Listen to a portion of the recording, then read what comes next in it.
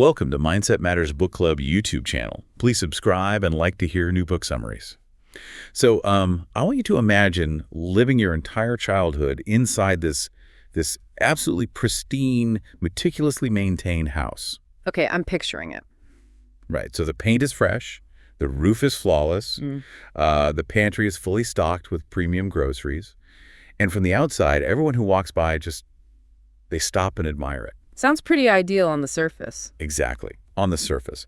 But there is a hidden flaw. This house has absolutely no heating system. It's the dead of winter, and you are freezing to the bone. Oh, wow. Yeah, and every time you try to explain that you're shivering, every adult who visits just, looks around at the beautiful furniture and the stock fridge, and they tell you how incredibly lucky you are. Right, so they're completely invalidating your reality. Exactly. So you begin to think there's something fundamentally wrong with your own body. You assume the cold must be your fault. That is a profoundly lonely feeling. It really is. And today we are exploring that exact, deeply isolating experience, that persistent, hollow ache of emotional loneliness. We're doing a deep dive into the book, Treating Adult Children of Emotionally Immature Parents, A Clinician's Guide by Lindsay C. Gibson. And this book is it's incredible because it doesn't just describe the problem. It maps out the exact psychological architecture of what it means to be fundamentally unseen by the very people who raised you. Right. And our mission today is to look at the grinding mechanics of emotional immaturity, the biological reasons why these dynamics feel so life or death, and ultimately how to stop trying to heat a house that was built without a furnace. I am so intensely enthusiastic about this topic because, honestly, this book creates massive aha moments. Yeah. It's truly mind-blowing. I completely agree. It's incredibly validating. And, the visual backdrop for our discussion today, for those watching or just, imagining the space with us, is this cozy, dimly lit, historic library. Oh, I love that. Yeah, imagine towering oak bookshelves, deep leather armchairs, and rain steadily beating against the window panes. It's an environment of shelter and introspection, which really mirrors the deeply personal journey this book asks you to undertake. It sets the perfect mood for this because it is a solitary journey at first. Exactly. We're creating a space to systematically examine a type of pain that is inherently difficult to articulate, mainly because it's defined by an absence. It's not a pain of what was done to you, but of what failed to happen. And that concept right there, the pain caused by an absence, that is where I want to anchor us today. The book defines emotional loneliness as this hollow feeling of not having enough emotional intimacy. Right, which often starts in childhood. Yeah, when a self-preoccupied parent they fail to emotionally see their child. And I was really struck by how the author separates physical caretaking from emotional connection. They are very different things, yeah. Right, like a parent can execute all the logistical demands perfectly. Yeah. They can fund a college account, they can arrange orthodontist appointments, guarantee physical safety. But the child still develops this gaping psychological hole. Yes. Because society measures parenting by visible metrics, food, shelter, education, discipline. Right, checking all the boxes. Exactly. But true developmental security is an invisible metric. And what's fascinating here is that to understand why physical provision just isn't enough, we have to look at the evolutionary biology of human attachment. Okay, let's unpack this, because we're talking about pure biology here. Right? We are. Human infants are born wildly premature compared to other mammals. I mean, we can't run, we can't forage, we can't protect ourselves. We're basically helpless. Completely. So our primary survival mechanism is not physical capability. It's our ability to elicit care from a caregiver. We are biologically wired to constantly monitor the emotional availability of our parents. Wow. So it's a survival mechanism to scan for that connection. Exactly. Our nervous systems are literally scanning for resonant empathy. That's a signal that the parent is attuned to our internal state. So when a parent provides food but lacks that emotional attunement, the child's primal brain registers a survival threat. So the kid feels like they're in actual danger. Yes. The logic of the mammalian brain dictates that, well, if the caregiver isn't emotionally connected to me, they might just abandon me to a predator. Oh, man. So the child experiences this low-grade chronic terror, and it's completely divorced from the reality that their physical needs are actually being met. So if you're listening and you've always blamed yourself for needing that connection, you really have to stop. It's in your genetic memory. That makes the freezing house analogy so literal on a nervous system level. The child's body is physically reacting as if it's in mortal danger. Right. And because, a 7-year-old doesn't possess the vocabulary to say, "Excuse me, mother, your lack of resonant empathy is dysregulating my autonomic nervous system." Right, they can't say that. No, they just internalize it. They look at the full pantry, they hear society applauding their parents, and they conclude that the freezing feeling must be a personal defect. They mistake a relational deficit for a character flaw. Which is so tragic. It is. But if the child is feeling this massive void, what exactly is the parent doing or not doing to cause it? I mean, Are these parents malicious? Are they doing this on purpose? That's a really common question. But the tragedy is that the parent's inability to connect isn't necessarily malicious. The book argues that emotional intimacy requires a parent to actively seek to know the child, Right. without judgment. To be comfortable with feeling. Exactly. Mature parents are comfortable with their own feelings so they can tune into their kids' moods. But emotionally immature parents, let's refer to them as EI parents from here on out, they are terrified of genuine emotion. They actively pull back. I struggle to understand the mechanics of that fear, honestly. Yeah. Why does a child's simple bid for connection trigger actual terror in an adult? Well, the terror stems from the parent's own developmental arrest. Emotional immaturity is not a choice to be difficult. It's a profound psychological limitation. So they're stunted, essentially. Yes. In a healthy developmental arc, a person learns to integrate their emotions, tolerate distress, and, maintain a cohesive sense of self even when they're challenged. EI parents they didn't complete this arc. Probably because of their own childhood stuff, right? Usually, yes. Childhood trauma or emotional neglect. So they operate with a highly fragile, unintegrated sense of self. To them, intense emotion, even positive emotion from a child, feels like a destabilizing force. Like it had break them. Exactly. It threatens to overwhelm their rigid coping mechanisms. When a child reaches out for deep connection, it requires the parent to drop their defenses and be vulnerable. And vulnerability is scary. To the EI parent, it feels akin to psychological annihilation. Their amygdala, the brain's threat detection center, it hijacks their prefrontal cortex, and they instinctively retreat to safety. Oh, wow. So they shut down the connection to save themselves. Yes. They preserve their own precarious internal balance, completely oblivious to the fact that their retreat induces absolute panic in the child. Man. So the parent is fighting for their own psychological survival by shutting the door, while the child is fighting for their survival by trying to open it. It is just a catastrophic mismatch. It really is. And it manifests in very specific, observable behaviors. Let's really get into the anatomy of an EI parent here. The author highlights that these parents are intensely self-referential, but completely lack self-reflection. Yes, that's a key distinction. I actually found those terms a little confusing at first, because they sound like they belong in the same family of introspection, But they are actually functional opposites. They are complete opposites. Self-reflection is the hallmark of emotional maturity. It's the capacity to turn your gaze inward, examine your own motives, acknowledge your missteps, and actually adjust your behavior. Which takes a lot of security. Right. It requires ego strength, the ability to tolerate feeling flawed. Self-referential behavior, on the other hand, requires zero ego strength. So what does that look like? It simply means that all external data is immediately routed back to the self. The EI parent filters every interaction through the lens of how it impacts them. Yeah. The book provides this really stark illustration. A daughter comes to her mother, deeply distressed about a major crisis in her own romantic relationship. She's seeking comfort, right? Right. A self-reflective mother would center the daughter's pain. But the self-referential EI mother immediately hijacks the narrative. She pivots to a monologue about her own divorce from decades prior. Oh, I've seen that happen. The spotlight just violently swings back to the parent. Exactly. The spotlight is forcefully redirected. The mother uses the daughter's crisis as a psychological prompt to process her own unresolved anxiety. So the daughter basically becomes an audience member to her own request for help. Yes. That is wild. Yeah. And another trait that stood out, and frankly, this one broke my heart, is the concept of the EI parent as a killjoy. Oh, the killjoy dynamic. Yes. Yeah, they don't just avoid negative emotions. They actively suppress spontaneous, joyful emotions, too. There's that devastating story in the book about the young boy, Anthony. Right, the bush. Yes. Anthony's practically vibrating with joy because his father just pulled into the driveway. Yeah. He runs out the front door. He leaps over a small decorative bush to greet his dad, but his foot clips the bush and knocks it over. Such a normal kid thing to do. Right. But instead of laughing, Instead of catching his son and appreciating this pure, unadulterated display of love, the father physically punishes him for damaging the landscaping. That's heartbreaking. Anthony learns in that exact moment that spontaneous joy is a dangerous, punishable offense.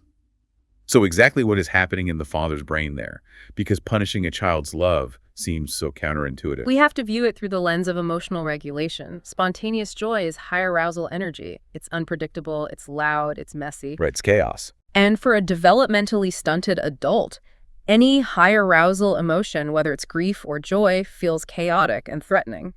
The father in that anecdote requires a highly controlled, predictable environment to feel safe. So Anthony ruined the predictable environment. Exactly. When Anthony bursts through the door, knocking over a bush, he introduces chaos. The father's fragile nervous system just cannot metabolize that sudden spike in emotional energy. So the father panics. He experiences a loss of control, which triggers anxiety, which rapidly converts into anger. The physical punishment is a primitive, authoritarian mechanism to immediately crush the high arousal energy and force the environment back into a flat, manageable state. Wow. So he isn't just protecting a bush. He is aggressively managing his own emotional dysregulation by punishing the child. Precisely. That makes the killjoy behavior makes so much sense. It isn't that they hate happiness, it's that they hate the lack of control. Yeah. And this need for a flat environment also explains their tendency toward extreme literal thinking. Yes, obsessive intellectualizing. Yeah. Conversations with EI parents often devolve into endless recitations of facts. Like they give you weather reports, the exact times the mail arrived, the step-by-step logistics of a trip to the grocery store. It's Very surface level. right. It's an entire relationship built on reading the ingredients label of life, but never actually cooking the meal. They substitute logistical updates for meaningful dialogue. Well, discussing facts is the safest possible conversational terrain for them. Facts reside in the left hemisphere of the brain, the logical, sequential, literal side. Okay. But emotional intimacy requires engaging the right hemisphere, the intuitive, nonverbal, empathic side.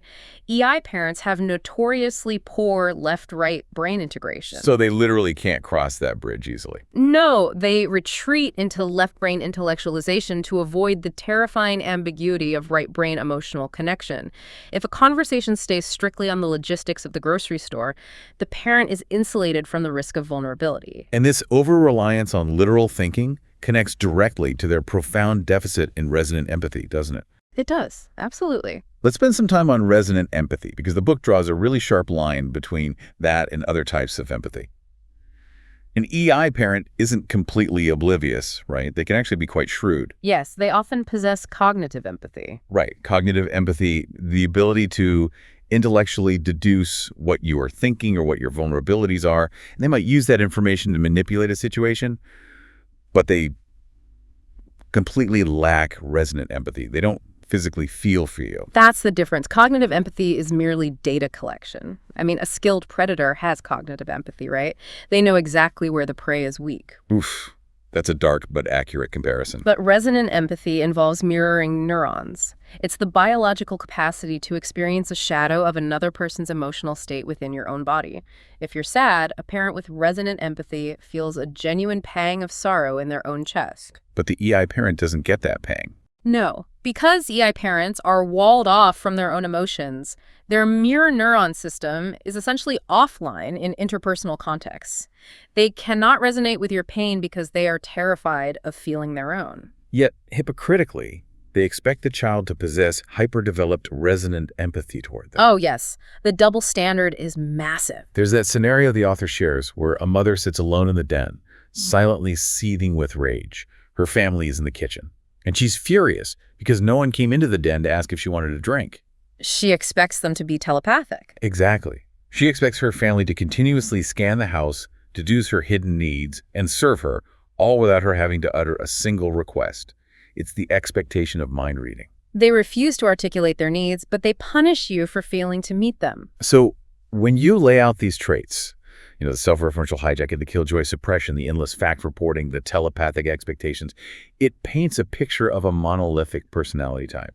But the author breaks this down further. Yes, there are distinct flavors of this immaturity. Right. Depending on a parent's specific defense mechanisms, they branch out into 4 distinct archetypes. The clinical categorization into 4 types, emotional, driven, rejecting, and passive, is crucial because it explains why two siblings from different families can both suffer from emotional loneliness, even though their childhoods look radically different. Right. So what does this all mean?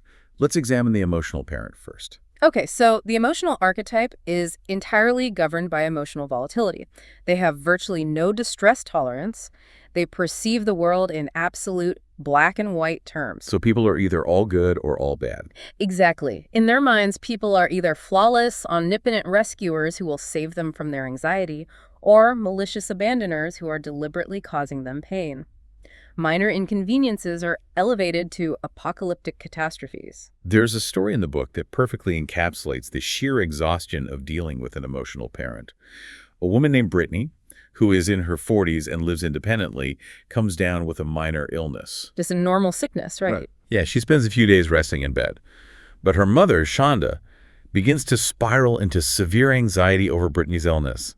Shonda calls Brittany 5 times in a single day. 5 times is excessive. Right. So Brittany, needing sleep, stops answering and locks her screen door.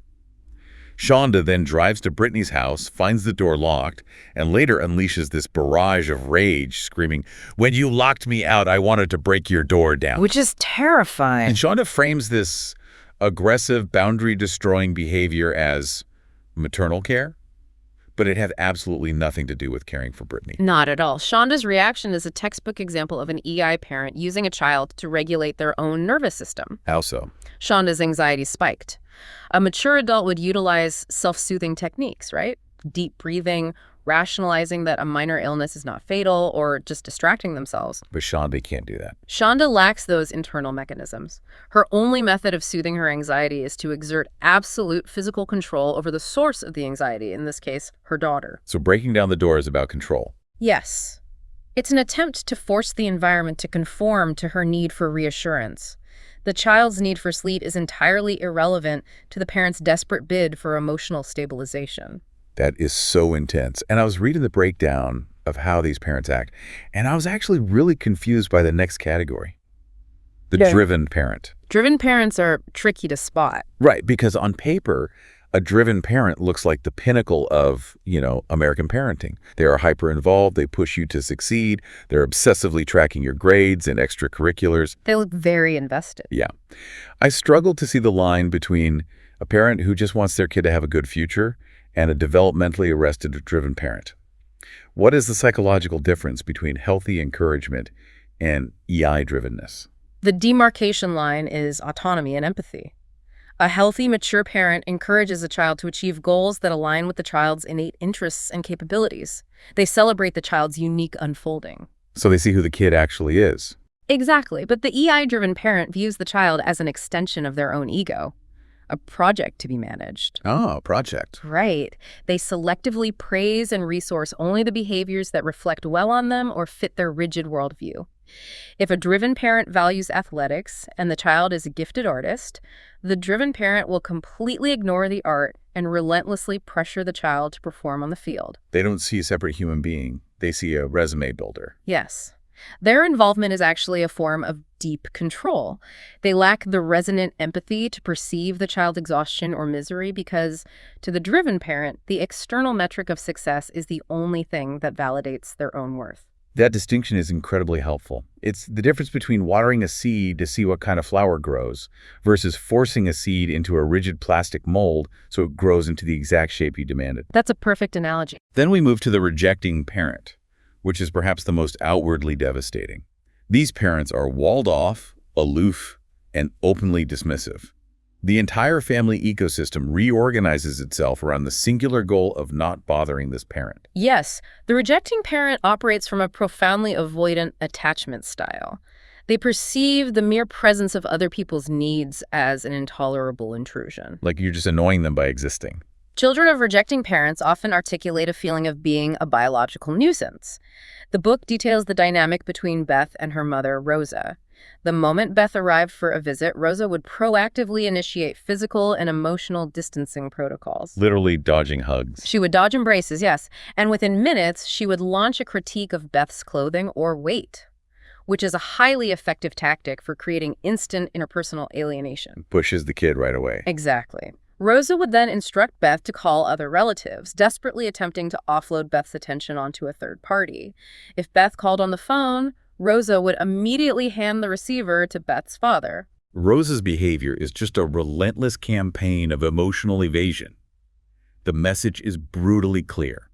Your existence requires energy I refuse to expend.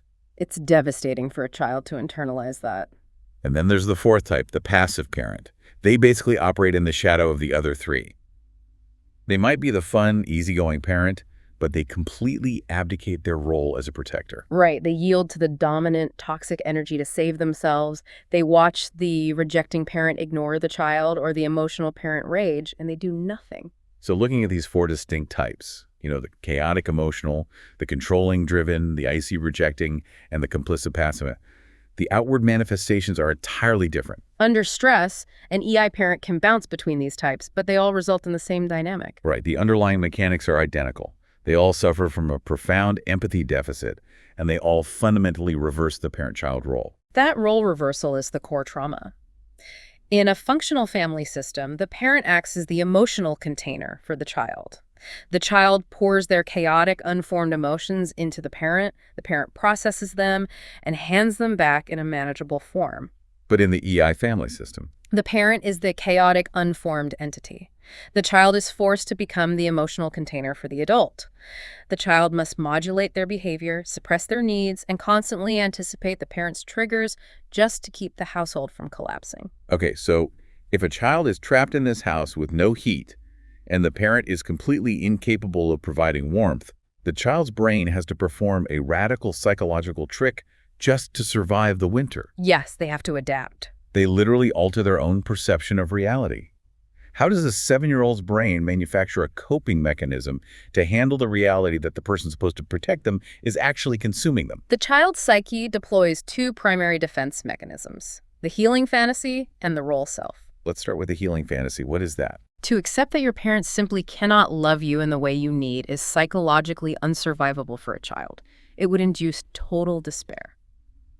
So the brain creates a fiction to maintain hope. This is the healing fantasy. So they make up a story. Subconsciously, yes. The child constructs a narrative. My parent isn't incapable of love. I just haven't figured out the correct formula to unlock it yet. Oh, man. So they blame themselves. The fantasy dictates that if the child becomes smart enough, quiet enough, successful enough, or helpful enough, the parent will finally transform into a nurturing figure. The healing fantasy projects the solution into the future, which allows the child to survive the present. And to execute that fantasy, they have to abandon who they actually are. They adopt the role self. Exactly. They scan the family system like a radar, figure out what behavior gets them the tiny scraps of attention available, and they become that persona.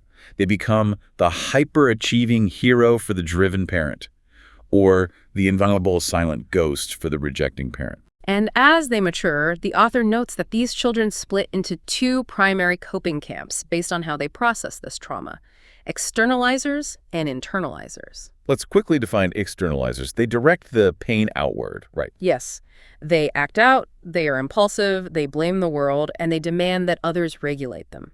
In many ways, they adopt the exact behaviors of their emotionally immature parents. But this book isn't really written for the externalizers. This book is a manual for the internalizers. Yes, internalizers direct the pain inward. Their core belief is that the relational deficit is their responsibility to fix. They are hypervigilant, deeply perceptive, and highly sensitive to the emotional subtext of any room they enter. They become the emotional pack mules of the family system, carrying the weight of everyone's unexpressed feelings. And one of the most fascinating and exhausting traits of the internalizer is what the author terms compensatory cheerfulness. That is such a crucial concept. It sounds like a mild trait, but when you read the examples, it is actually a form of deep psychological labor.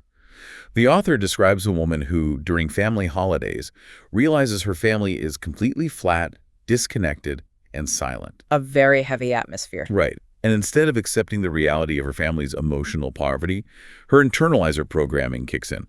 She becomes the manic engine of the holiday. She runs around forcing decorations, manufacturing traditions, projecting massive amounts of false joy. Desperately trying to single-handedly resuscitate the dead emotional atmosphere of the house. Yes, she is performing CPR on a ghost. We can understand this through polyvagal theory, which maps how our autonomic nervous system responds to trauma. Most people are familiar with fight-or-flight, but compensatory cheerfulness is a manifestation of the fawn response. Oh, the fawn response. So she's fawning to create safety. Exactly. The internalizer's nervous system senses the relational deadness of the family as a threat. To mitigate this threat and create safety, they actively placate, appease, and attempt to regulate the adults around them by projecting positive emotion. So they're burning massive amounts of neurological energy to artificially inflate the emotional temperature of the room. And because they receive virtually no reciprocal energy back, they learn to survive on a starvation diet of affection. The metaphor the author uses for this starvation diet is brilliant. Internalizers view social connection like a trace mineral or vitamin. Yes, trace minerals. You don't need huge, consistent doses of it to stay alive. You can subsist on microscopic amounts. An internalizer can take a single, fleeting compliment from a parent or one moderately peaceful dinner and stretch that emotional nourishment out for months. They live on vapors. Which makes this dynamic so insidious because society absolutely applauds the internalizer. Oh, totally. Teachers love them because they never cause trouble. Relatives praise them for being so mature and independent. Their trauma is perfectly camouflaged as competence. Nobody sees that they are starving because they never ask for food. And if their true sensitive nature ever accidentally leaks out, the EI parent ruthlessly attacks it. There's that crushing anecdote of the father who looked at his deeply sensitive, empathetic daughter and mocked her. Oh, the autobiography insult. Yes, he told her that if she ever wrote an autobiography, she should title it Crying Over Spilt Milk. He took her greatest neurological asset, her capacity for deep feeling, and weaponized it against her as a pathetic flaw. That mockery is a defense mechanism from the father. The daughter's emotional depth highlights his profound emotional shallowness. To protect his own ego, he must devalue her sensitivity. Here's where it gets really interesting. I was trying to conceptualize this, and it struck me that internalizers are essentially the IT department of the family system. The IT department, I love that. Right. They operate entirely in the background. They're constantly monitoring the server loads, routing the emotional traffic around the parent's triggers, patching the software, and keeping the family network online. And just like real IT departments, nobody ever notices them. Nobody thanks them, and nobody even acknowledges their existence until the system crashes. And crucially, when the internalizer's own servers are crashing, they get zero tech support. They are expected to fix themselves silently. That perfectly captures the invisible labor involved. And if we connect this to the bigger picture, when that internalizer leaves the family home and enters the dating pool, their neurological wiring seeks out the familiar. Because familiarity feels like safety, right? Yes. If a healthy, emotionally mature person approaches them and offers equal reciprocity where the IT labor is shared, the internalizer's brain often rejects it. It feels alien. It feels boring. Wow, they reject the healthy person. The internalizer's amygdala equates anxiety with chemistry. They are drawn to narcissistic or emotionally immature partners because a partner who demands endless, unreciprocated emotional labor feels like home. They subconsciously plunge back into the dynamic, hoping that this time, if they just provide good enough IT support, the healing fantasy will come true and the partner will finally love them. Exactly. They are trying to rewrite history. Which brings us to the ultimate question. Once you realize you've been playing this exhausting role, how do you stop? Yeah. How do we stop running the IT department for people who refuse to learn how to use a computer? Well, the author establishes a foundational rule for breaking free, and it requires a massive paradigm shift. Okay. The goal of breaking the spell is absolutely not to fix your parent. You have to take the healing fantasy, the desperate hope that one day your parent will have an epiphany, weep, apologize, and become the parent you needed, and you have to let it die. That sounds incredibly painful. Letting the healing fantasy die is a profound grieving process. It is akin to a sunk cost fallacy. You have spent decades pouring your emotional energy into a bucket, hoping it will eventually fill up. Breaking the spell requires you to examine the bucket, realize it has no bottom, and accept that pouring more water will never change the physics of the bucket. So the hardest part isn't necessarily stopping. The hardest part is sitting with the grief that the last 20 years of effort were futile. You cannot cure their developmental arrest. Exactly. To really hammer home why we can't fix them, the author introduces Murray Bowen's family systems theory. Bowen explains that emotionally immature families don't operate as a collection of individuals. No, they operate through enmeshment and triangling. Right. So if a listener wants to understand why Their family dinners always devolve into the same specific chaos. How do these two concepts explain the physics of the EI family? Bowen's theory is revolutionary here. Healthy families operate on a principle of differentiation of self. Each member is allowed to have their own thoughts, feelings, and boundaries while remaining connected to the group. But in an EI family, Enmeshment is the total absence of differentiation. The family operates as a singular, reactive emotional blob. The EI parent's anxiety serves as the central nervous system for the entire blob. so if the parent is anxious, everyone has to be anxious. Yes, the unwritten rule dictates that everyone must become anxious to validate the parent. If you attempt to differentiate, if you calmly state, "I don't share your anxiety about this," the enmeshed system attacks you. Like an immune system. Exactly, like a white blood cell attacking a virus. Your calmness is perceived as a lethal threat to the family's cohesion. What about triangling? Triangling is how the enmeshed blob processes conflict without ever resolving it. In a healthy system, if person A has an issue with person A talks directly to person B. Makes sense. But in an EI system, direct communication requires vulnerability, which is terrifying. So if a mother is angry with her husband, she will not confront him. Instead, she will pull her child into a triangle. She will complain endlessly to the child about the husband. So the kid becomes a therapist. Yes. The anxiety is temporarily offloaded from the mother onto the child, stabilizing the mother but deeply burdening the child. The conflict is never resolved, but the emotional tension is constantly circulated through the triangles. So if direct, honest communication is mathematically impossible within this enmeshed, triangulated system, what is the alternative? If you can't have a relationship with them, what do? The author introduces the antidote: detached observation and the vital distinction between a relationship and mere relatedness. Break that down for us. What is the difference? This distinction is the key to psychological survival. A relationship is a mutual, reciprocal exchange. It requires two people to be emotionally vulnerable, to repair rifts, and to hold space for each other's inner worlds. And the EI parent can't do that. An EI parent lacks the hardware to run the relationship software.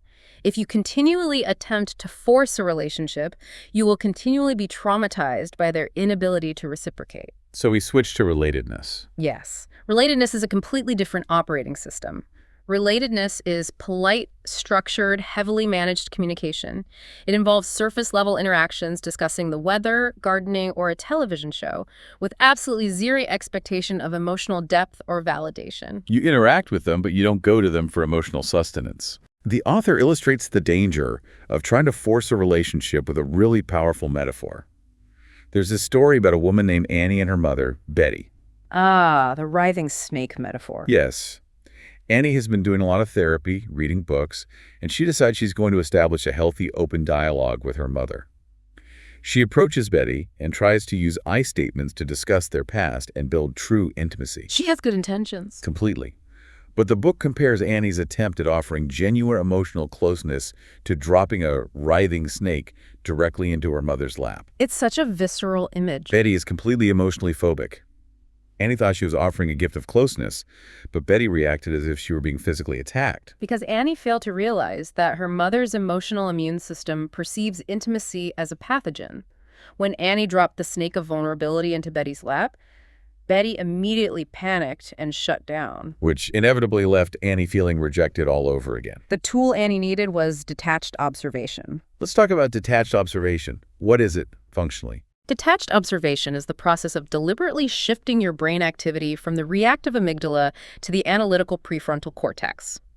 When you interact with the EI parent, you stop engaging as a wounded child seeking love, and you begin observing them as an objective researcher. Because you study them. Yes, you study their defense mechanisms, you note their self-referential pivots, you watch them attempt to initiate triangles, you study them almost like an anthropologist studying an isolated tribe. I can hear a listener pushing back on this, though, because it challenges the core programming of an internalizer.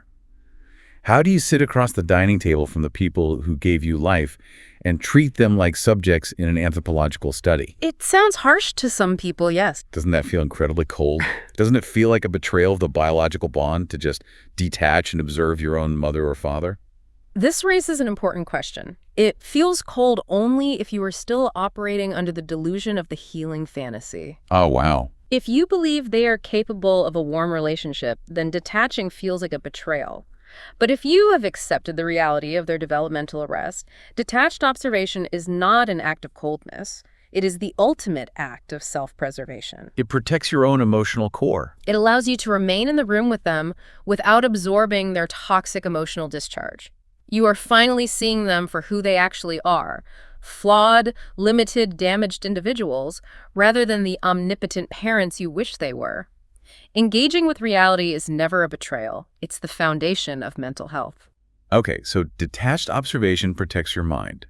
You're sitting there observing the mechanics of their immaturity.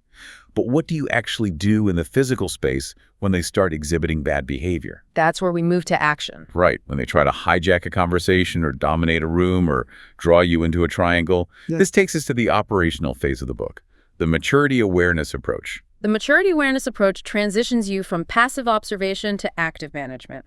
It consists of 3 specific, highly disciplined steps. What are they? 1. Expressing your thoughts and feelings, and immediately letting go of the outcome. 2. Focusing entirely on a specific, achievable outcome rather than improving the relationship. And 3. Managing the interaction. Let's break down how this looks in the real world, because the examples in the book are like master classes in boundary setting. Let's look at the story of Carissa and her father, Bob. Bob is a classic dominator. He is a driven, rejecting hybrid. Every time the family gathers on their outdoor deck, Bob strategically arranges the patio furniture so that everyone is clustered together facing his chair.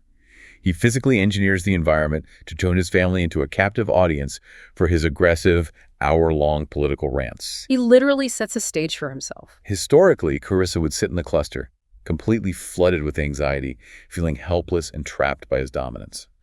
But utilizing the maturity awareness approach, Carissa shifts her strategy. She doesn't argue with him about politics. She doesn't try to explain how his need to dominate stems from his fragile ego. She doesn't try to fix him. No. Instead, she manages the interaction. Once everyone is seated, Carissa stands up, physically picks up her heavy patio chair, walks across the deck, and places it directly next to her father. She entirely disrupts his visual dominance over the group. It's so brilliant. By sitting beside him, rather than opposite him, she breaks his line of sight and shatters the physical dynamic of a lecturer and an audience.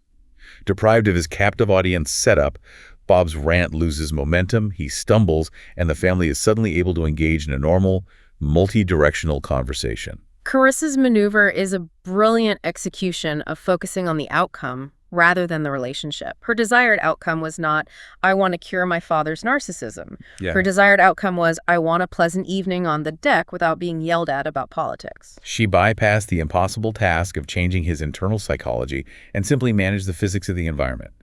It is literal conversational Aikido. It is. You aren't trying to punch through a brick wall anymore. You are just stepping out of the way of their momentum and redirecting the energy to get the outcome you want. And what about the first step of the approach?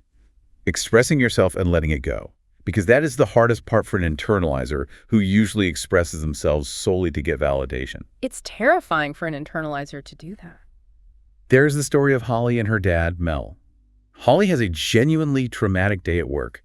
She calls Mel, hoping for a shred of comfort. She's in the middle of pouring her heart out, and Mel, exhibiting classic EI discomfort with negative emotion, completely pivots the conversation. He interrupts her to talk about a courthouse renovation. Yes, it is a textbook intellectualizing evasion. In the past, Holly would have absorbed this rejection, gone silent, and internalized the pain. This time, she uses the maturity awareness approach. She interrupts his monologue about the courthouse and says, Dad, I'm going to talk about me some more. I had a really hard day. This time, can you just listen? This is a radical intervention for an internalizer. And the brilliance lies in Holly's expectations. Holly did not expect her statement to suddenly grant Mel the capacity for deep, resonant empathy. Right. She wasn't expecting him to say, oh, my darling daughter, I feel your pain so deeply. She simply stated her presence. And how did Mel react? Because he lacked the emotional depth to even realize he was being corrected, he wasn't offended. He just stopped talking about the courthouse and listened. Exactly. He accepted the redirection. The goal of Holly expressing herself was merely to stake her claim to exist in that dynamic. She was announcing, I am a separate human being, my feelings are occurring, and I am taking up space. She expressed her need, and she let go of the fantasy that he would validate it perfectly. Yeah. She neutralized her own learned helplessness. And as you practice this, as you stop demanding intimacy, as you manage interactions, as you shift from relationship to relatedness, the author points out a deeply fascinating paradox. The paradox, yes. Yeah. Sometimes when you stop demanding emotional intimacy, the EI parent actually relaxes and treats you better. Yes. Why does that happen? Because the pressure's off. Exactly, because you have removed the threat. For decades, your desperate need for emotional intimacy has been triggering their amygdala. You've been demanding a psychological resource they do not possess, which makes them feel inadequate, anxious, and defensive. But when you stop, The moment you implement detached observation, the moment you stop dropping writhing snakes of vulnerability into their lap, the pressure vanishes. They sense that you are no longer asking them to do emotional labor. Their nervous system downregulates, they relax, they might become conversational, lighthearted, and easygoing. but the book issues a massive flashing warning sign about this exact phenomenon. It calls it being cautious about new openness. It is the ultimate trap. If you use these tools and your parent suddenly relaxes and acts like a normal, pleasant person, it is incredibly tempting for the internalizer to think, it worked. The healing fantasy is coming true. They are finally cured. It's the rubber band effect. If you misinterpret the relaxed state as a breakthrough in their emotional maturity, and you lean in and try to reestablish a deep, vulnerable connection, the rubber band will snap. They'll freak out again? You will immediately re-trigger their anxiety, and they will slam the door in your face with even more force. You must hold your ground. Their pleasantness is entirely dependent on your sustained distance. You are managing the parameters of the relationship. They have not undergone a miraculous psychological transformation. You have to accept the relatedness and mourn the relationship. Which brings us to the final frontier of this deep dive. If you can manage your parents with detached observation, how do you make sure you don't repeat this dynamic with friends and romantic partners? How do you rewrite your future? We have to confront what the author calls the lure of old patterns. We discussed Bowlby's attachment theory earlier. A core tenet of attachment psychology is that the human brain prioritizes familiarity over objective safety. To a nervous system formed in chaos, chaos feels like home. Predictability feels threatening. If an internalizer goes on a date with a highly mature, self-reflective person who asks them questions, listens to the answers, and clearly communicates their own boundaries, the internalizer's brain will often misinterpret this lack of friction as a lack of chemistry. They will think, this person is boring, there is no spark. But the spark they are missing is actually the adrenaline spike of trauma bonding. They are missing the anxiety of trying to decipher a rejecting partner's mood. They mistake the absence of anxiety for the absence of love. They pass up healthy partners because they literally don't know how to function in an ecosystem where they aren't required to overgive. You must unlearn the belief that you have to overgive to be loved. So I want to address you, the listener, right now directly. Look at your current friendships and relationships. Are you doing all the emotional heavy lifting? Are you the one constantly monitoring the temperature of the room? Are you subsisting on trace minerals of affection again, convincing yourself that if you just work a little harder, they will finally see your worth? You have to actively recalibrate your internal compass for reciprocity. But how do we spot the good ones? If we are trying to unlearn our attraction to EI behavior, what are the behavioral markers of an emotionally mature person? An emotionally mature person possesses a fully integrated sense of self. The most reliable marker is their capacity for self-reflection during a conflict. If you express a hurt or a boundary, an EI person will immediately utilize Darvo tactics. Deny, attack, and reverse, victim and offender. But a mature person? An emotionally mature person can tolerate the discomfort of realizing they caused you pain.